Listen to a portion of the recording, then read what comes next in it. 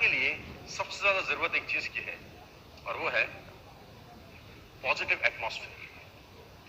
अगर आप जिंदगी में सफल होना चाहते हैं तो आपके आसपास का जो वातावरण है ना जनाब, वो स्फूर्ति वाला होना चाहिए, वो पॉजिटिव होना चाहिए, वो अट्रैक्टिव होना चाहिए, वो जबरदस्त होना चाहिए। बीज की कोई गलती नहीं है अगर मिट्टी ही खराब है। एक मिट्टी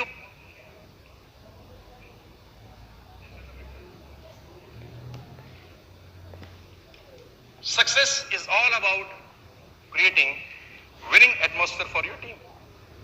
सफलता सिर्फ और सिर्फ एक अच्छा एटमॉस्फेयर बनाने के लिए है और बनाने से मिलती है। Positive atmosphere will create success stories my dear friends. सारा का सारा खेल वातावरण का है दोस्त। कहते हैं खरबूजे को देखकर कंप्लीट करो सेंटेंस। जोर से बोलो रे बाबा, खरबूजे को देखकर। यस, वो तेंदुलकर के साथ काम, वो कुंबले भी बैटिंग कर रहा होता तो 50-60 मार जाता था। यस, कुंबले खेलता था तेंदुलकर के साथ, 50-60 मार जाता था। तेंदुलकर बोलता रहता था मैं हूं, तू चिंता मत कर, मैं हूं। करते करते साला वो भी 60-70 मार जाता था।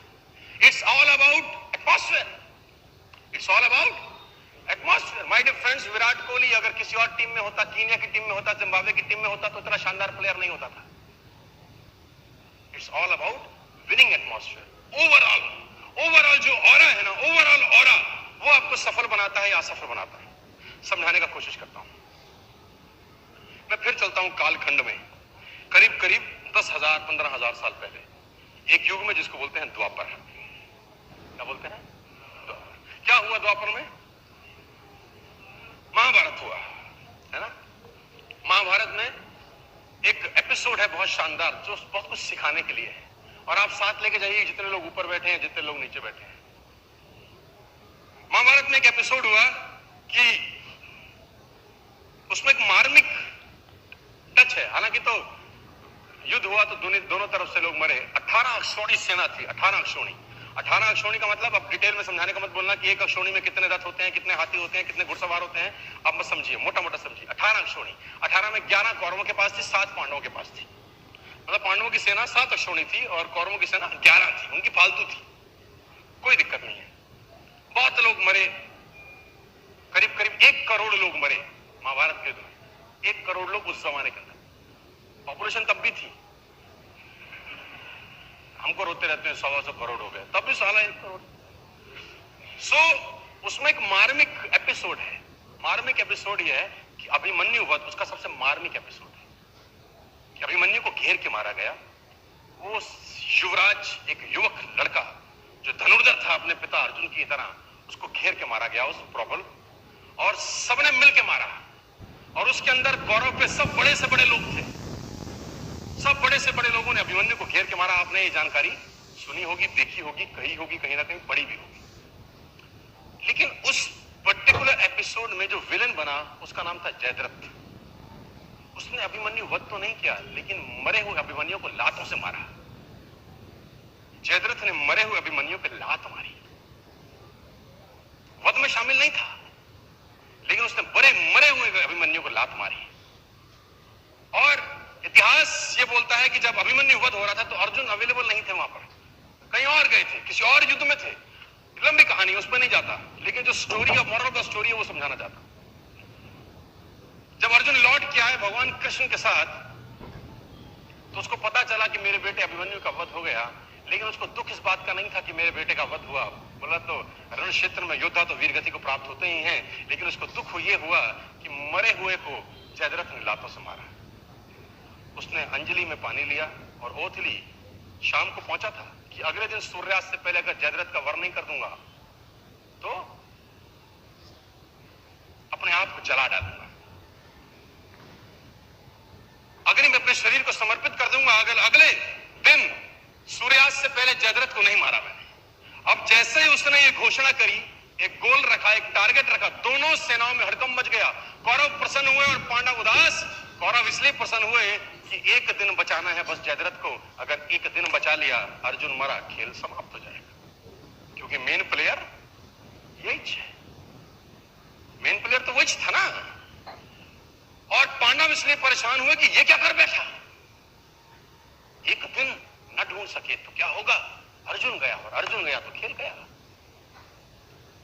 और धर्म युद्ध था, तो शाम को संध्या के बाद जब सूर्यास्त हो जाता था तो युद्ध नहीं करते थे। अगले दिन जैसे ही सूर्य उदय हुआ, युद्ध की भेड़ी बजी और उस भेड़ी के अंदर अर्जुन और कृष्ण ढूंढने लगे जयद्रथ को। और कौरव भी कोई छोटे मोटे तो थे नहीं, भगवानों से लड़ रहे थे, तो कुछ ना कुछ तो उनमें भी टैलेंट रहा होगा यार। उन्होंने जयद्रथ को छुपा लिया। उनका एक ही काम था कि सूर्यास्त से पहले जयद्रथ को छुपा लो बस। और दिन चढ़ने लगा, सांसें चढ़ने लगी, और जैसे जैसे दिन निकलता रहा कौरव और प्रसन्न होते गए और पांडव और उदास। दोपहर निकल गई, युद्ध एक तरफ चल रहा था और अर्जुन और कृष्ण का रथ एक तरफ दौड़ रहा था जयद्रथ को ढूंढते ढूंढते ढूंढते ढूंढते। और आखिरकार वो समय आया जब सूर्यास्त होने को ही था और जयद्रथ अर्जुन को नहीं मिला। सब थक हार के बैठ गए। अर्जुन ने अपना गांडीव गिरा दिया और पांडवों ने भगवान कृष्ण की तरफ देखा और बोला, प्रभु अब तो तुम्हारा ही सहारा है, जयद्रथ नहीं है। भगवान ने बोला, कुछ नहीं, करता हूं। बोला, जयद्रथ कहां से लाओगे? भगवान ने जयद्रथ तो नहीं लाए। उन्होंने क्या किया, माया रची और बादलों को आदेश दिया, उन्होंने सूरज को ढक दिया। उन्होंने बोला, ये क्या करते हो? भगवान कृष्ण का जवाब सुनिए, साथ लेके जाइए। बोला, माहौल बनाता हूं। क्या बोले? Winning atmosphere. बोले, माहौल बनाता हूं। और जैसे ही बादल सूरज के सामने आए, सूरज छुप गया और उन नालायकों को लगा कि सूर्यास्त हो गया। बेवकूफ अपनी बेवकूफाना बातें बहुत जगह दिखा देते हैं। कहते हैं गधे के सर पे सींग नहीं होते, वो अपनी हरकतों से बताता है कि मैं गधा हूं। जैसे ही सूर्यास्त लगा, जो कि धुआं नहीं था, कौरवों ने जयद्रथ को आगे कर दिया। मन तो कर रहा है उनको ऐसी गाली दूं स्टेज पर, ये सालों घंटा 2 घंटा कौन सी चूल मचा रही थी तू? लेकिन कहते हैं विनाश काले विपरीत बुद्धि। कौरवों ने जयद्रथ को आगे कर दिया। अर्जुन घुटनों के बल बैठा है, गांडीव उसका गिरा हुआ है, और जयद्रथ अर्जुन को देख के हंसने लगा और गालियां देने लगा। कौरव हंसने लगे और अर्जुन को गालियां देने लगे कि तैयारी कर चिता पे चलने की। और जैसे ही जयद्रथ सामने आया, भगवान ने आदेश दिया और बादल सूरज के आगे से हटे और सूरज सामने हो गया। और जब सूरज सामने हो गया तो अर्जुन भौचक्का सा दिखा, ये क्या है? उसने भगवान कृष्ण की तरफ देखा। भगवान कृष्ण ने बोला, देखता क्या है, जयद्रथ सामने है, उठा गांडीव और चला डाल। और अर्जुन ने गांडीव उठाया और तीर चलाया और जयद्रथ का सर धड़ से अलग कर दिया। जयद्रथ मारा गया। अब अर्जुन अगर ये सोचे कि मैंने मारा है तो ये सोच सकता है। नेटवर्क मार्केटिंग में बहुत सारे लोग ऐसा सोचते हैं कि उन्होंने किया है, लेकिन माहौल हम बना रहे हैं यहां पर। It's all about creating atmosphere. जरूर उसने मारा है, लेकिन वो मार नहीं पाता अगर माहौल नहीं बनता। It's all about creating atmosphere my dear friends. माहौल इंपॉर्टेंट है। आप अपनी टीम को एक बेहतर माहौल दीजिए तो एक छोटा सा व्यक्ति भी जो अनएजुकेटेड हो सकता है, जो कम पढ़ा लिखा हो सकता है, जो गरीब परिवार से आ सकता है, ऐसा हो सकता है जिसमें कम टैलेंट हो सकता है, लेकिन अगर आपने उसको माहौल दिया तो वो व्यक्ति एक्स्ट्रा ऑर्डिनरी रिजल्ट आपको प्रोड्यूस करके देगा। मैं आपको बताना चाहता हूं सर, मैं बहुत जिम्मेदारी के साथ आपको बताना चाहता हूं, सिर्फ माहौल का खेल है।